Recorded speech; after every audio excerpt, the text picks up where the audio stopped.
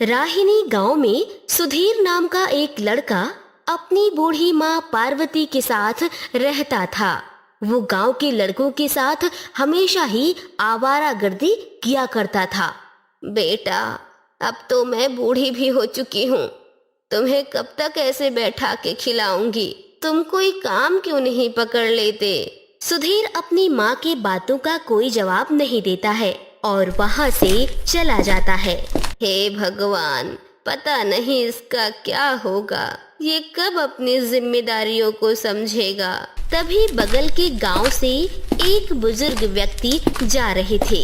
अरे पार्वती जी, आप अपने बेटे की शादी क्यों नहीं करवा देती?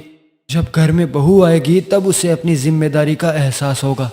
आप ठीक बोल रहे हैं भाई साहब, अब वही एक उपाय बचा है। कुछ दिनों बाद पार्वती अपने बेटे की शादी बगल के गांव में नैना नाम की एक लड़की से करवा देती है। बेटा, अब तो तेरी शादी भी करवा दी है, अब मेरे लिए न सही अपनी पत्नी के लिए ही कमा ले। मैंने अब तक ये कुछ पैसे जमा किए हैं, इन पैसों से एक ऑटो खरीद लो और उससे कुछ पैसे कमाओ बेटा। ये सुनकर सुधीर को अपनी जिम्मेदारी का एहसास होता है। सुधीर उन पैसों से एक ऑटो खरीद कर चलाने लगता है। अब पार्वती, नैना और सुधीर सभी खुशी खुशी रहते थे। कुछ महीनों बाद एक दिन तीनों आपस में बातें कर रहे थे। आप सब बुरा नहीं माने तो मैं आप दोनों से कुछ कहना चाहती हूँ। हाँ हाँ बहू, कहो ना, तुम भी तो इस परिवार की सदस्य हो। अब पता नहीं मैं कब तक जिंदा रहूंगी, मेरे मरने के बाद तुम्हें ही तो ये घर चलाना पड़ेगा। हाँ हाँ नैना, कहो ना, क्या बात है? मैं पढ़ने में बहुत अच्छी हूँ और आगे भी पढ़ लिख कर एक अफसर बनना चाहती हूँ। अगर मैं अफसर बन गई तब तो फिर पैसे की कोई कमी नहीं होगी। ये तो ठीक है, लेकिन गांव वाले क्या बोलेंगे? गांव वालों का तो काम ही है बोलना। जब बहू अफसर बन जाएगी ना तो सबका मुंह बंद हो जाएगा। लेकिन माँ जी, इसके लिए तो शहर जाना पड़ेगा। कोई बात नहीं बहू, वैसे भी ऑटो चलाने के लिए सुधीर तो शहर जाता ही रहता है। तुम सुबह में चले जाना और शाम को चले आना। ठीक है अम्मा जी। अगले दिन सुधीर नैना को लेकर शहर जा ही रहा था कि गांव का एक आदमी उसे टोक देता है। अरे सुधीर बेटा, बहू को लेकर कहाँ जा रहे हो?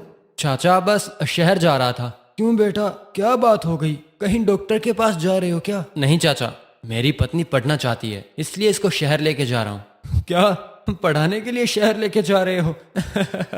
औरतें सिर्फ घर में अच्छी लगती हैं, और अगर ये अफसर बन गई तो क्या तुम इसके टुकड़ों पे पलोगे? ये सुनकर सुधीर को बुरा तो लगता है, लेकिन वो फिर भी नैना को शहर लेकर जाता है। पूरे दिन नैना मन लगाकर क्लास करती है और शाम को सुधीर के साथ घर जाती है। ऐसे ही 2-3 साल बीत जाते हैं और एक दिन नैना अफसर बन जाती है। उसकी सिक्योरिटी में हमेशा 2-4 पुलिस वाले रहते हैं। उसकी गाड़ी के आगे पीछे भी 2-3 गाड़ियां हमेशा रहती थी। वो जब गांव में आती है तो सभी लोग देखकर दंग रह जाते हैं। अम्मा जी, मैं अफसर बन गई। मुझे तो पता था बहू, तुम एक दिन जरूर अफसर बनोगी। लेकिन माँ जी, अब मुझे बहुत काम रहेगा, इसलिए अब मैं घर नहीं आ पाऊंगी। मैं शहर में ही रहूंगी। ठीक है बहू।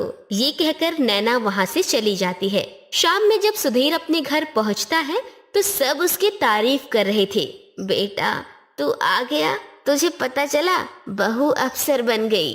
तुम जो उसे पढ़ाने के लिए इतना मेहनत किए, आज उसका फल मिल ही गया बेटा। वो सब ठीक है माँ, लेकिन नैना है कहाँ? नैना, नैना। बेटा, वो तो चली गई। वो बोल रही थी कि अब उसे बहुत काम है, इसलिए वो घर नहीं आ सकती। घर नहीं आ सकती? मैं अभी उससे मिलकर आता हूँ। अभी नहीं बेटा, कल सुबह चले जाना, अभी रात हो गई है। माँ की बात सुनकर सुधीर रुक जाता है। अगले दिन सुबह होते ही सुधीर नैना के ऑफिस पहुँच जाता है। मैडम जी, कोई ऑटो वाला आपसे मिलना चाहता है। वो अपने आप को आपका पति बोल रहा है। मुझे तो लगा कि कोई पागल है, लेकिन फिर मैंने सोचा कि एक बार आपको बता दूं। नहीं नहीं, मेरे पति तो बिजनेसमैन है, भगा दो, होगा कोई पागल। कांस्टेबल सुधीर को वहाँ से भगा देता है। सुधीर बहुत उदास हो गया था कि नैना अपने ऑफिस से निकलती है और अपनी कार में बैठकर एक रेस्टोरेंट में पहुँचती है।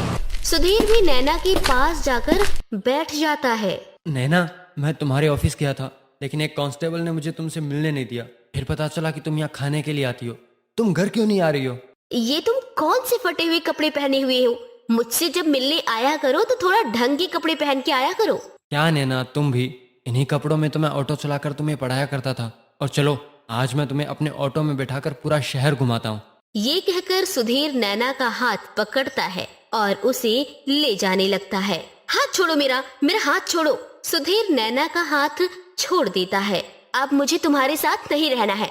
लोग हंसते हैं मुझ पे जब मैं किसी को बोलती हूँ कि मेरा पति एक ऑटो चलाता है, इसलिए अब मुझे तुम्हारे साथ बिल्कुल भी नहीं रहना है। और हाँ, मुझे अपने साथ ले जाने के लिए कहीं शिकायत करने की तो सोचना मत, क्योंकि सारी पुलिस मेरे अंदर ही काम करती है। ये कहकर नैना वहाँ से चली जाती है। सुधीर ये सब सुनकर एकदम टूट सा गया था। उसे समझ नहीं आ रहा था कि वो क्या करे। वो अपने घर पहुँचता है। बेटा, तू आ गया? नैना से मिला? कब आ रही है वो? माँ, अभी उससे बहुत काम है। दशहरे पर छुट्टी मिलने पर आएगी वो। मैं बोली थी ना, उसे बहुत काम है। सुधीर अपने कमरे में जाकर सो जाता है। कुछ महीने बीतने के बाद एक दिन पार्वती की मौत हो जाती है। मैडम जी, वो ऑटो वाला फिर आया है, बोल रहा है कि आपकी सासू माँ का देहांत हो गया है। मैं बोली थी ना, उस पागल को कभी इधर आने मत देना, भगा दो उसको। पार्वती के देहांत के दिन भी नैना नहीं आती है। सुधीर बेटा, तेरी पत्नी कहाँ गई? आज के दिन तो उसे यहाँ रहना चाहिए था। और बढ़ाओ पत्नी को। अरे, पत्नी जब खुद कमाने लगती है तो उसे पति की जरूरत ही नहीं पड़ती। ये सब सुनकर सुधीर और उदास हो जाता है। गांव के सभी लोग उसे ताने दे रहे थे।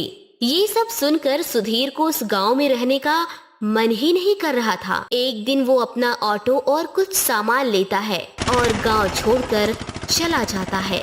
वो शहर में नैना के ऑफिस के पास से गुजर ही रहा था कि वो देखता है नैना के ऑफिस में भयानक आग लगी हुई है।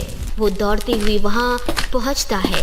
हमारी नैना मैडम अंदर फंसी हुई है, कोई फायर ब्रिगेड को बुलाओ, जल्दी बुलाओ, जल्दी जल्दी। लेकिन आग बहुत तेजी से बढ़ रही थी। अंदर में बहुत धुआं होने के कारण नैना वहीं बेहोश हो जाती है। सुधीर जैसे तैसे ऑफिस में चला तो जाता है और नैना को लेकर बाहर भी आ जाता है। बाहर में कोई एम्बुलेंस भी नहीं थी, इसलिए वो नैना को अपने ऑटो में ही बिठाकर हॉस्पिटल ले जाता है। डॉक्टर के इलाज करने के कुछ देर बाद ही नैना को होश आता है। डॉक्टर, मैं यहाँ कैसे आ गई? मेरे ऑफिस में आग लगी हुई थी। एक भले इंसान आपको यहाँ लेकर आए थे। अगर आने में थोड़ी देरी हो जाती तो आपकी जान चली जाती, लेकिन अफसोस, आपको बचाने के चक्कर में उस बेचारे ने अपना पैर खो दिया। उसका पैर बुरी तरह आग में जल गया था, इसलिए उसका पैर काटना पड़ा। कौन है वो? मैं उसे देखना चाहती हूँ। डॉक्टर नैना को सुधीर के पास लेकर जाता है। आप मुझे यहाँ लेकर आए हैं? हाँ, लेकिन अब तो मैं लंगड़ा भी हो गया हूँ। लोग तुम पर और हंसेंगे। जब तुम मुझे अपना पति बताओगी, तुम यहाँ से चली जाओ और अपनी एक नई जिंदगी की शुरुआत करो। नहीं नहीं, मुझे माफ कर दीजिए। मैंने आपको बहुत दुख दिया है। अब मैं आपके साथ ही रहूंगी और गर्व से कहूंगी कि आप मेरे पति हैं और आपने ही मुझे अफसर बनाया है। ये कहकर वो सुधीर के गले लग जाती है और अपने गांव जाकर खुशी खुशी रहने लगती है। दोस्तों, आपको हमारी ये कहानी कैसी लगी हमें कमेंट सेक्शन में जरूर बताइएगा। यदि कहानी अच्छी लगी हो तो वीडियो को लाइक और शेयर भी जरूर करिएगा। Thanks for watching. Bye bye.